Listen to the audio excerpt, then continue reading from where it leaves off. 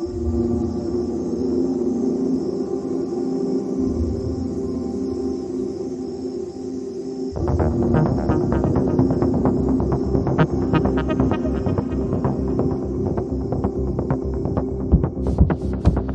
to Drinks with Defenders. I'm Addie B. Plate. And I'm Kayla Murphy. We're two law school friends turned criminal defense attorneys turned podcast hosts. We're here in this space because we now work in separate offices and miss collaborating with each other. We've been talking about creating a podcast for years where we talk about the complexities of the criminal justice system, the aspects of it that we grapple with, and the importance of what we do. At the end of a long work week, we want to sit down, have a drink with each other, and talk about the rabbit holes of criminal defense, just like we always have. So let's get into it. Cheers!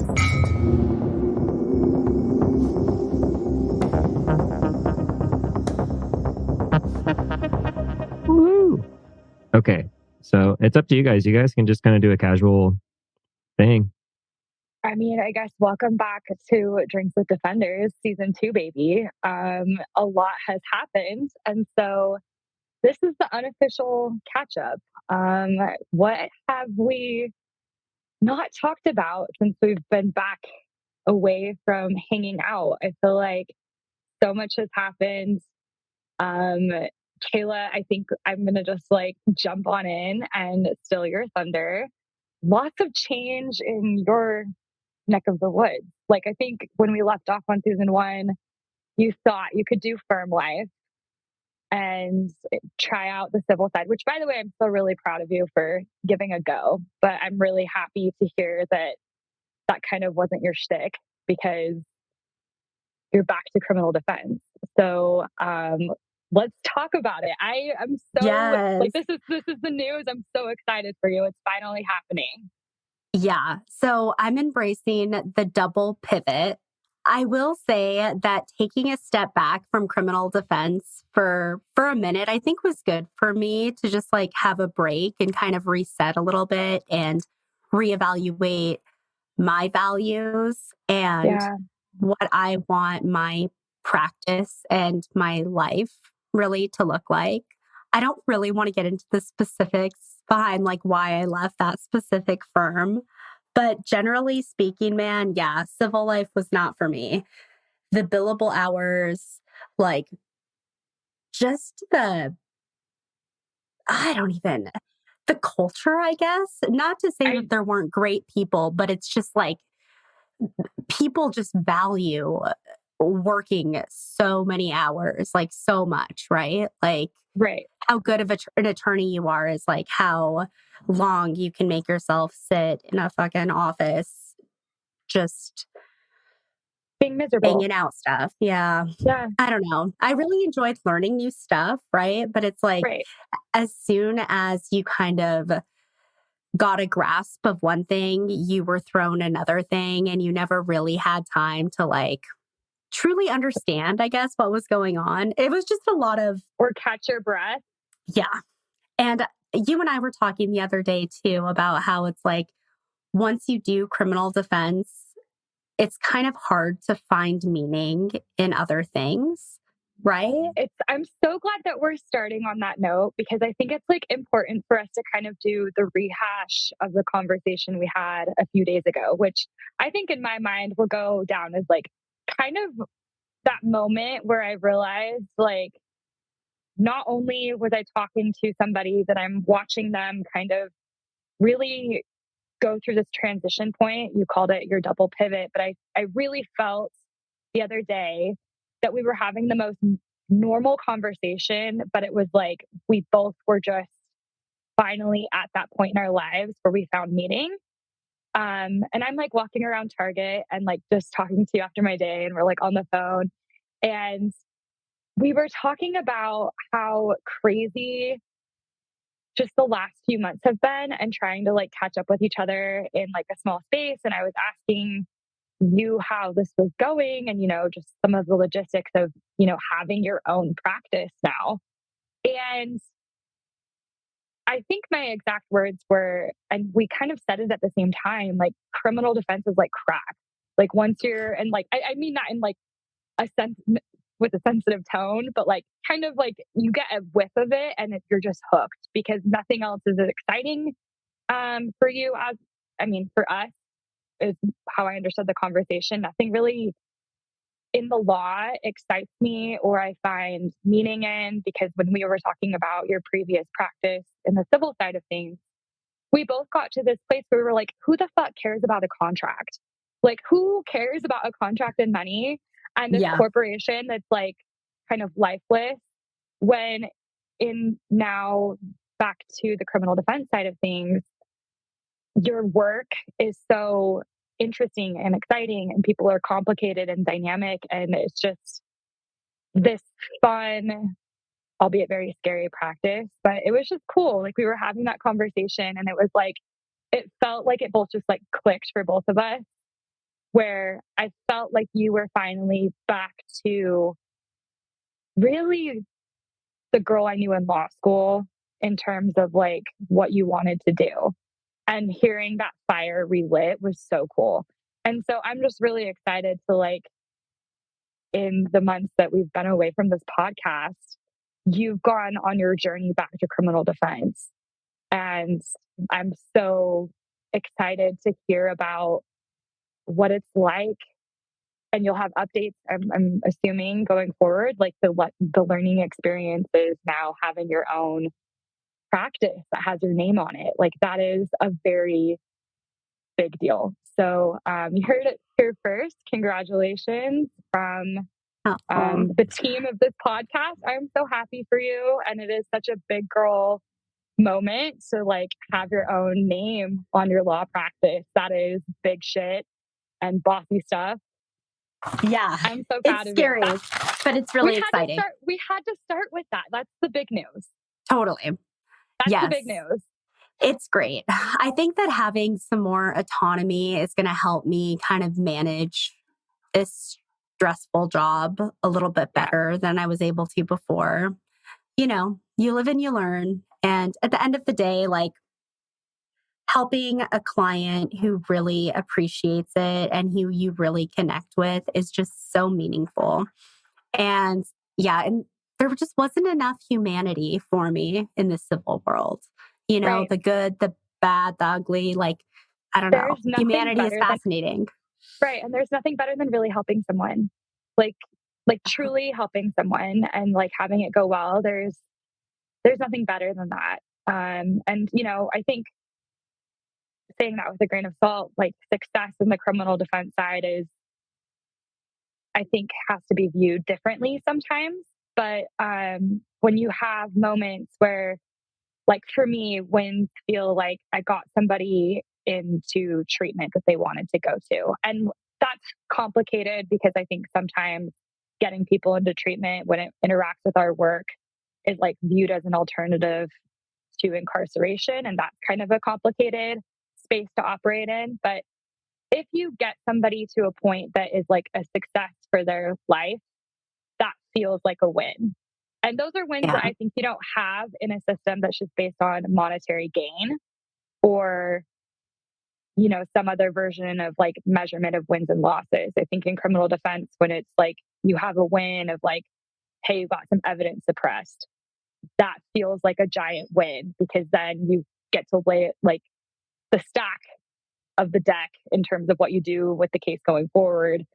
You kind of took a big bite out of that, like the prosecutor's case, right? And so just the wins that we have are different. And I just think that there's nothing like the win you have other than being a criminal defense attorney. It's just so big and they feel so huge. And granted, we've talked multiple times on this podcast about how the losses also feel massive, but the wins are really special. And I'm glad to hear that you're feeling, I think, hopeful again, because I think that like your hope in humanity, you were so burnt out and then you took a break and now you're back. And it's really amazing to see. So, oh, thank you so much, my friend. Speaking of like, how has your professional journey been these days? Oh, so I think the thing that I'm really enjoying now is that I feel like I kind of am understanding how to be an attorney, which is, that sounds weird to say, but I'm understanding like the things that I want to challenge in cases. I'm understanding the types of cases that I like. I'm having some success with my cases. And I'm just I'm enjoying it more. I think the person that we all saw, or I think that I saw of myself on season one of this podcast, was like somebody very overwhelmed as a new public defender. And I still am. But I think that that feeling of like I'm drowning is a little bit less. I'm so And happy to hear that. thank you. And I am too. And it's just like, there's always hard things about this job. And I cannot stress enough that public defense is something that needs to be heavily invested into. And there needs to be more people that do this work. I'm always going to come back to that conversation with that message. But I'm enjoying it. I really like the wins that I've had have felt really great. The losses that I've had, I feel like I've taken something from it as well. I've had several firsts. Like I did my first trial, but I had a second chair. Then I did my own first solo trial. Both of those resulted in um, wins, I think, from my perspective. And then I had my first motion to suppress last week. I lost, but I'm learning, and I have another one coming up next week, and then another one I think is left set for sometime in December. So big hearings that I'm feeling more comfortable tackling, and I'm just trying to enjoy the chaos of it. Yes, it's still very much a scary thing, but yeah, I don't know. I think it's cool to see that we both have had these like different transitional periods within the last like 7 months. Like you took a very different pivot to kind of come back to, I think, feeling good about your work. And I've just had to like kind of grind it out to then get to a place of feeling a little bit more calm. Um, but yeah, That's that's, so amazing. thank you. That's the I'm work so new. proud of you.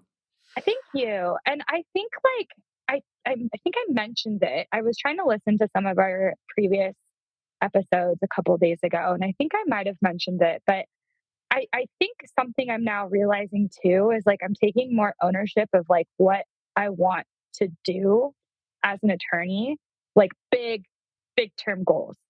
Like what are things that I want to challenge big picture? And what do I think is like the future of like the law as I want it to be, and how do I get us there? And I think it'd be very naive of me to think that I can be the person that changes things, but I try to take that mentality into court now of like, okay, like I'm challenging this because I eventually want to be on the right side of the law one day. And like that has meant a Hmm. lot to me. And so I don't know if you've had those moments yet in your career, but I had that moment last week and I was like, whoa, like this is not something that I think I would have realized 8 months ago. So, and the thing that I wanting to challenge, or the thing that kind of inspired that, was the automobile exception in Idaho. I think is just crazy in terms of the state of the law there currently. And when I was living in Oregon, that had recently changed. And so I think there's some states that are picking up on kind of this new wave of um, Fourth Amendment protections, or like state constitutional protections that protect the same right, but in a different way. And I think Idaho has some problematic case law. And Let's break that down a little bit yeah, for listeners. please do. Jump jump on in. I just word vomited legalese. No, is it they can't, they don't have to have a warrant to search the automobile in Idaho, or what, or what's the rule in Idaho? So here, let's talk about the issue as I see it in Idaho. So big picture, under the federal constitution, you have a right against unreasonable search and seizures under the Fourth Amendment, right? And then Mhm. we know that in most state constitutions, that same right is codified in your state constitution. And it's typically like greater protections under the state constitution. In Idaho, and in several states, there's what's uh, called an automobile exception to the warrant requirement, meaning that law enforcement normally has to have a warrant to search your shit, right?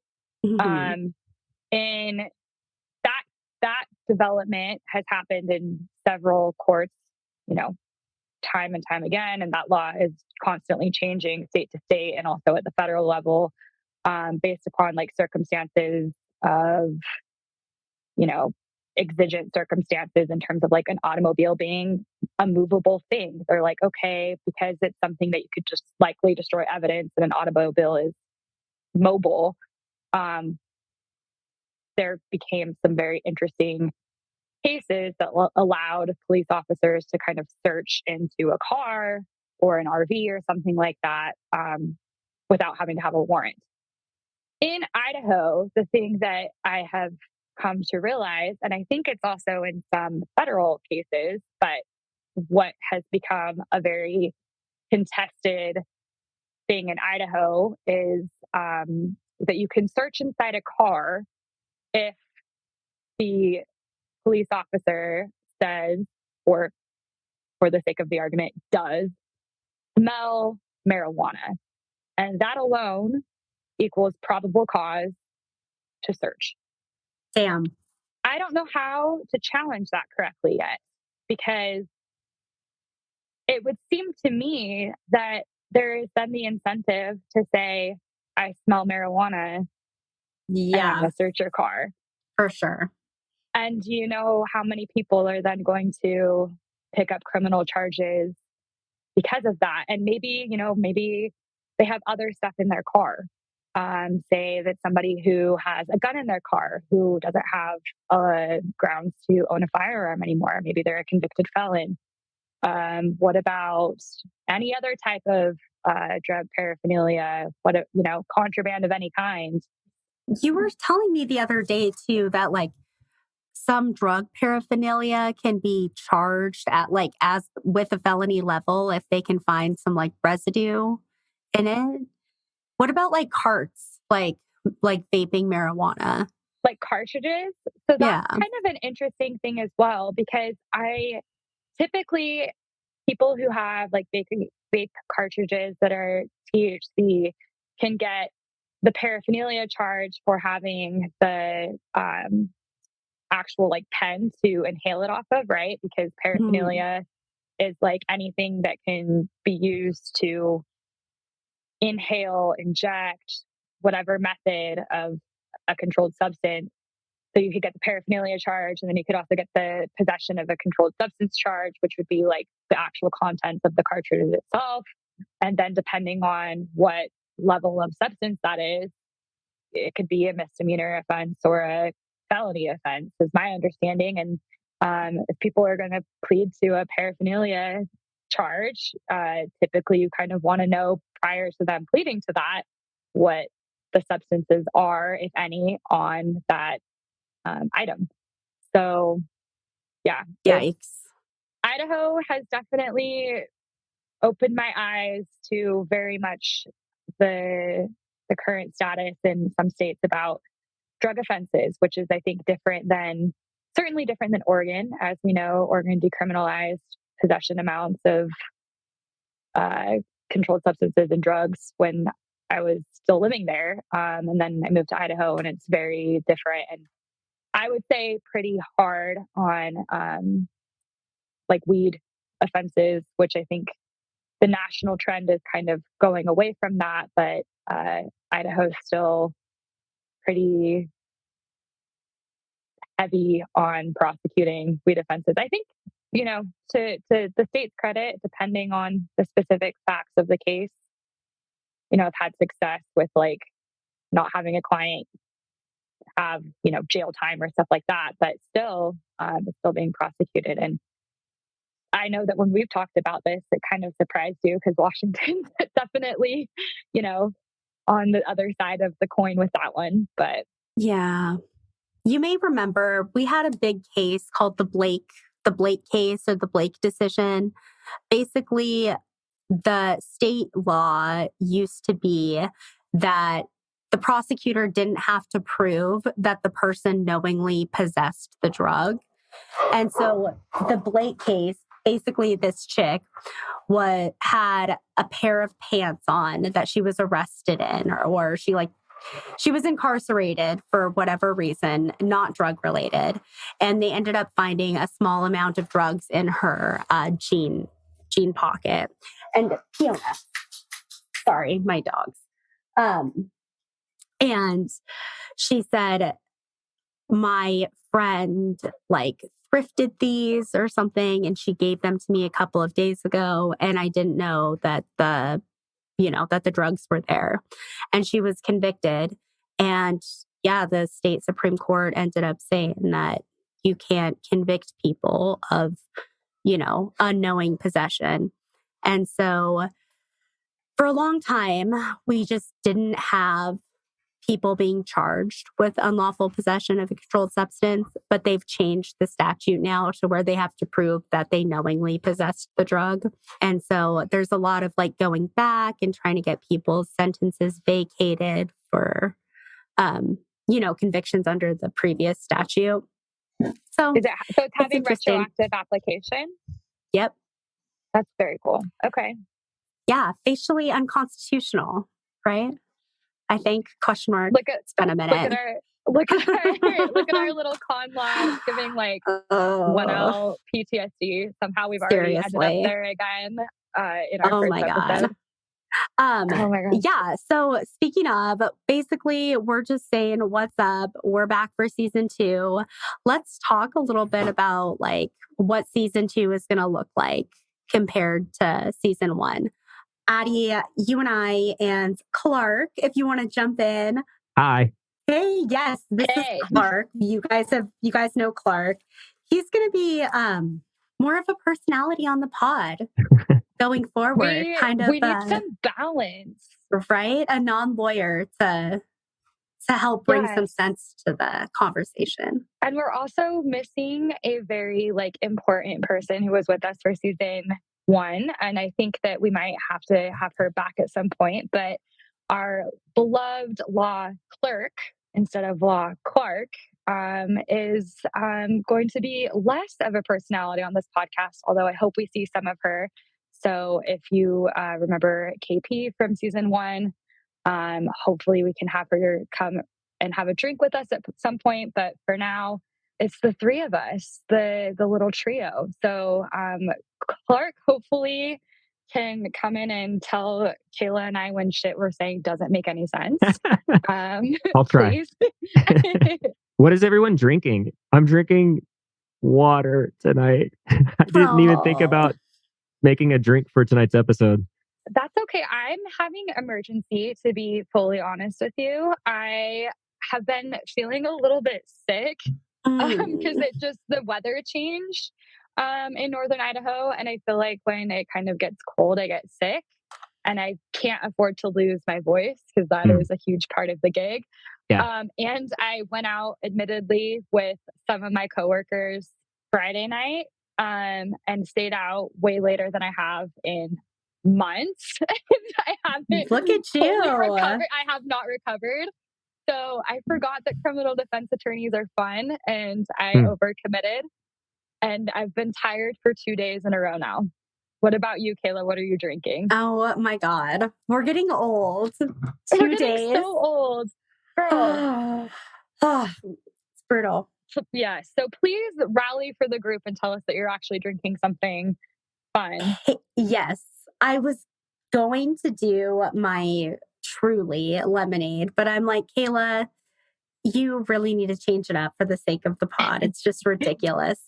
So I got some hazy strawberry hard cider. Ooh. It's good. The Titan. Yes. Highly recommend. It's a pretty can. Right? It's great packaging. Aesthetically pleasing. Thank you. What would you rate it? I'm going to say a 7. Okay. It's I mean, it's not like changing my life, but I'm enjoying it, right? It's fine. But you know what has been changing my life is Baldur's Gate 3. Is that a video game? Yes. Okay. Yes. What is Clark, this? do you know? You don't know about Baldur's Gate 3? I'm not a gamer. Like, I know I'm a huge nerd, but like, I never got into gaming past like N64. I respect that. I respect our differences. But if you ever want to give it a try, like, historically, Skyrim has been my favorite game, right? Are you familiar with Skyrim? Have you like seen it? It's very popular. Isn't there a new video game from that same creator that also just came out? Yes. It's based in space, and so it's not my favorite, but Micah loves it. Okay. What is this great game that you were just talking about? The game that when we were on the phone the other day, you like had to get off the phone so you could go game? Yeah. Okay. Yeah. Okay. It's been honestly it's very serious. Oh, are your computers set up next to each other? Are you that couple? I'm playing this on the PlayStation 5. Oh, okay. Cool. Yeah. All right. I didn't know if it was like computer gamer with like the towers and like the big monitor, or if it was like PS console. Yeah. I'm wondering if I need to get into the computer situation because I hear that's how you can do mods. Yeah. Like, anyway, I'm just barely understanding this myself, but Baldur's Gate is amazing. There's so much like customization that you can do, and the story is just so detailed, and all of your decisions matter, and you can be evil and like massacre people, or you can be, like a hero. No, I'm trying to like listen. My character is a charlatan warlock. She's complicated. Okay, she does her best, but like she'll make a deal with the devil every now and then, Anyway, besides that, what about you, Addie? Have you been into like any shows, or what are you doing?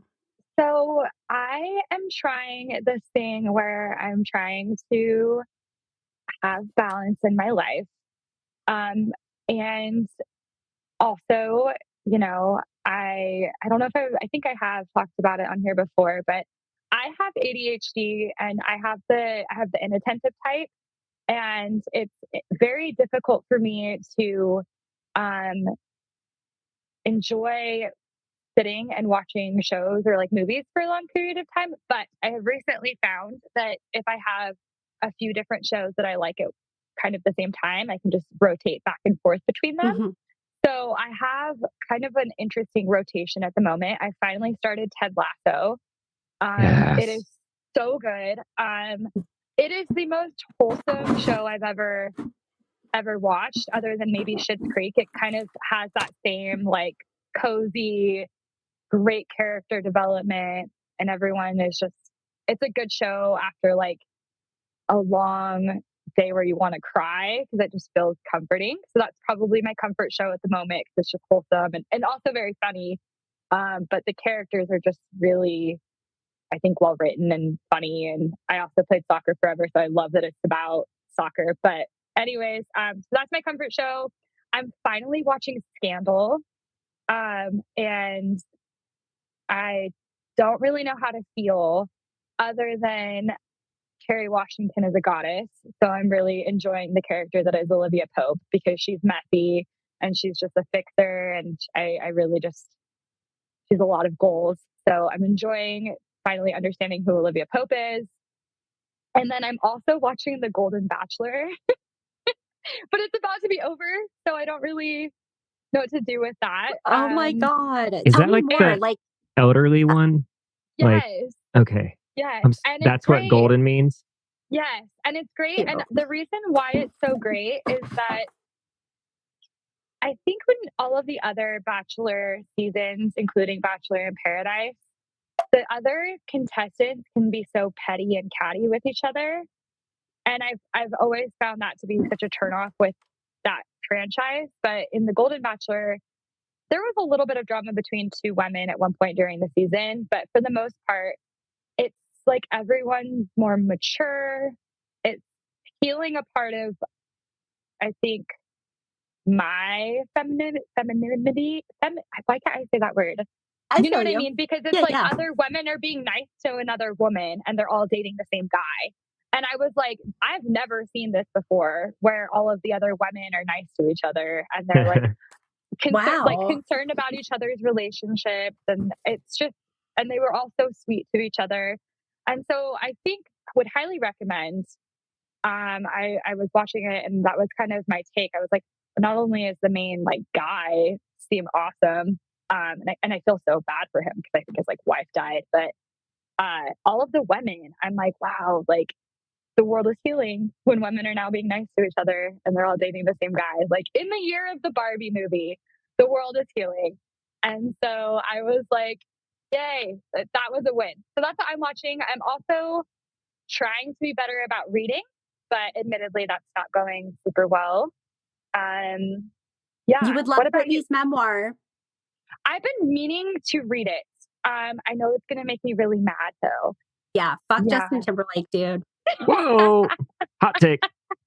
Oh my God. Read Britney's book. You'll feel the same way. Yeah. This is a Britney Spears stan pod. Oh my God. I mean, if you don't want to read the whole book, you could also listen to Celebrity Memoir Book Club. They covered it. Is that a podcast? Mm-hmm. Cool. Did you listen to the audiobook? I did. Who narrated it? Let me double check. Because I can't remember who it was, but I also think it was some other celebrity, which I thought it was interesting that she didn't narrate herself. And so I know that there's been some conspiracy surrounding that, but we don't have enough time. She read the introduction. Okay, that's better. I know there's been some conspiracy on that, but I've seen that. Michelle Williams narrated it. Okay. Clark, what about you? What's new? What are you into these days? I am currently working on an EP with my band. So the last 2 days, we've been recording drums and we got it knocked out in 2 days. So that was cool. Why didn't we lead with that? Man, I'm not cool. An EP is like I don't know exactly what it stands for. I feel typically, yeah. So you have an LP and an EP. EPs typically are 5 songs and they're called extended plays. So they usually have like 4 to 6 songs and the play time is about 20 minutes. Whereas an LP stands for long play. That's where you have like full length albums with 10 to 12 songs. Where like another tidbit is like the reason even a EP, the smaller one, is called extended is because back in the day, whenever they made vinyl, they used to make just like these really small vinyls with just one song on it. So to get an extended play with 5 songs on it was like a huge deal, when that came out. So we're doing an EP. We're doing 5 songs and it's with my band Spoken in Tongues. Like I'm really proud of it because some of the songs just kind of hit with where I am in my life right now. And even today, when I was playing one of the songs on drums, like it was hard to not listen to the words and like feel what my lead singer is talking about while I'm like just focusing on like beating the shit out of my drums. So, Yeah. I also think EPs, and maybe this is from somebody not in the music world, but I think EPs also have this lore of being kind of like experimental projects, and they're kind of like sometimes they can be. And so I feel like EPs, and usually people get like jazzed about EPs because it's kind of like a project. Special. Yeah. And so they have this kind of like, I know other like big artists who have an EP, it has kind of this like big craze around it for people that are into the band. It's like, oh, they did an EP and it's like a thing. So well, like we have 3 full lengths out, so like full albums. But this time around, we're like, you know what? Let's like do 3 EPs and split up the do 15 songs, but split them up over 3. So we're doing 1 full of original music, right now. That'll be out in the next couple of months. We're also doing a music video for the first time, so I'm pretty stoked about that. What? Yeah. Oh my God, I need more details. Yeah. Well, you have like a theme, like. Well, it's just going to be a live performance, like, just us in our like studio rocking out.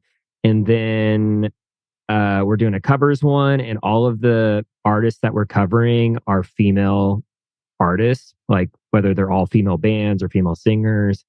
And then we're doing a 30 EP that'll be out in the springtime. That'll be original music again.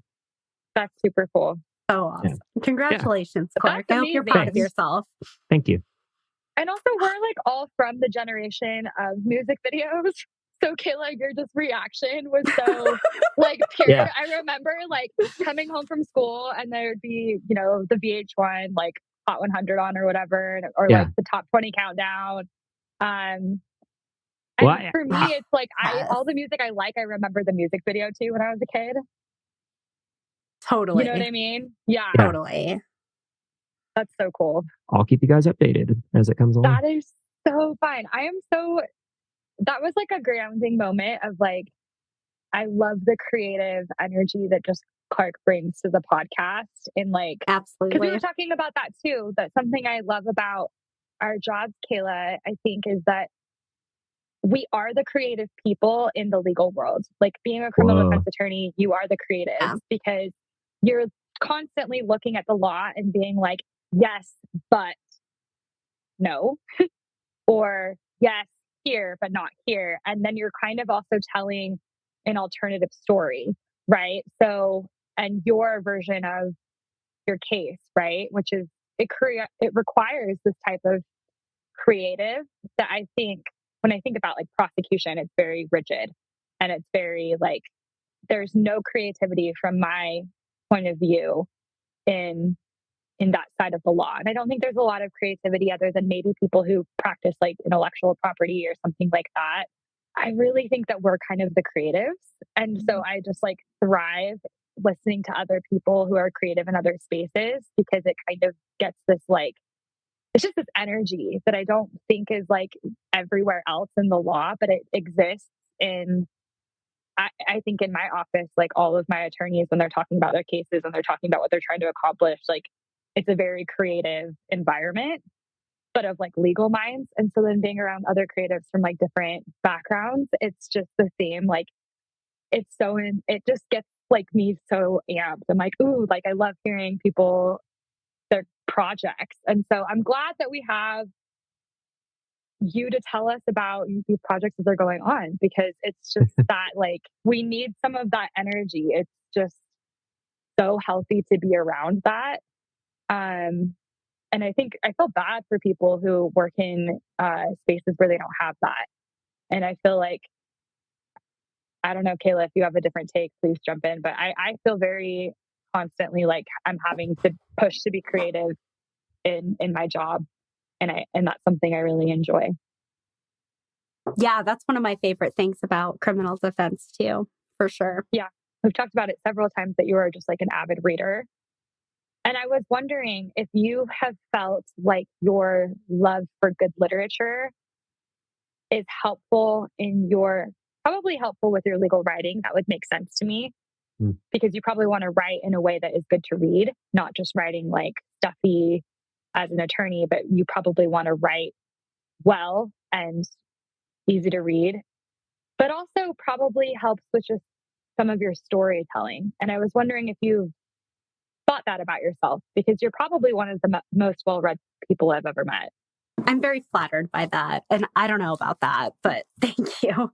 I read a lot of memoirs, and I think like it's really just nourished my love and my fascination with humanity and with trying to like understand people and just seeing like, how we're just all a combination of good and evil, right? Like there's always reasons why people do what they do. Well, and that's so interesting because memoirs are usually people telling their own story. And in our work, it's like us telling other people's story for them. And so I'm curious as if you think like the reading people's stories give that some thought, because I bet that that's something that has probably shaped some of your practice more than you realize, because you do read a lot of memoirs. You're always reading. I think anytime there's been any sort of celebrity in the last 5 years that's put out a book about their life, you've been the first person to read it, and you'll tell me whether it's good or not. Julia Fox's memoir. I had met, that one too. Oh my God. I don't know if it's going to be like a hot take, but I might have liked that memoir more than Britney's. Really? Julia Fox has lived such an interesting life. Like with drug addiction, like she was a dominatrix. I think I knew that. Yeah, fascinating. She's a fascinating character. And she didn't write about Kanye in her memoir at all, did she? She did. She didn't name him though. Okay. Because I know that was like a point of contention as well. What are you obsessed with these days, Clark?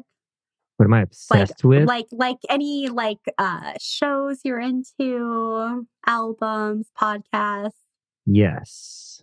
So the new Blink-182 album is amazing, emotional, like very, very good. It's a big deal because one of the lead singers, Tom DeLonge, came back to the band. Right. And it's their first album with him back in the band. I've also been watching Righteous Gemstones with a friend. So good.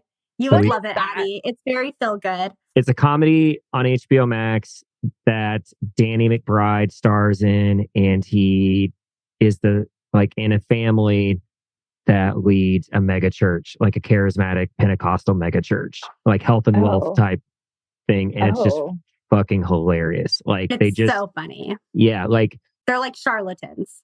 I thought yes. And I thought that I shouldn't watch it because I was like, oh, this might be triggering with my religious background. But I started watching, I was like, this is actually great for my... It's like therapeutic, right? It's fucking funny. Yeah. Love it. You would really like it, Addie. Oh, I bet I would. Okay. Okay. So, yeah. Welcome back, you guys. Season 2. We're going to try to be a little bit more candid. I think a little less rigid. I don't know. Scripted. What's the word, Addie? Like just talking a little bit more about like our daily lives. I'm going to pivot to, I think season 1 was a learning experience of just kind of learning how to do a podcast. And I feel like we had this expectation of just like how we wanted to present. And like, that's just not what we want to do. And so I think that season 2 will be more just like us trying to just have regular conversations and also just like chat with people that, we like to share space with and just have weird conversations like what we just had, but also have less feeling like we have to put on a performance and just come on and actually talk about what we want to talk about without feeling like we have to impress anybody or try so hard, because I think we wanted it to be good to the point where it just felt very forced. So I hope that season 2, we feel a little bit more like we can just come on and just shoot the shit, because that's what we want to do at the end of the day. Like come and talk about what we think is fun in the law, but also just come in and talk with a group of people that we all love each other. So just come in and hang out. So I think that's what you were trying to say. Yeah, well said. I did it in the most long way, but yeah, just less forced and more just hang out, have a drink with 2 people who like to talk about the law and whatever else comes to mind. 3 people. Clark, I counted you out. That was very rude of me. Yeah, it's okay. Any closing thoughts, Clark? Me? No, I'm super stoked. Like, we had like, I don't know, it felt like summer break, but longer, because here we are in November of 2023 and about to end the year, and very excited to see what you guys talk about and what you bring to the table and what happens. What about you, Kayla? Any closing thoughts? No, I think you summed it up well. So yeah, thank you guys for joining us, and cheers. Cheers. Cheers.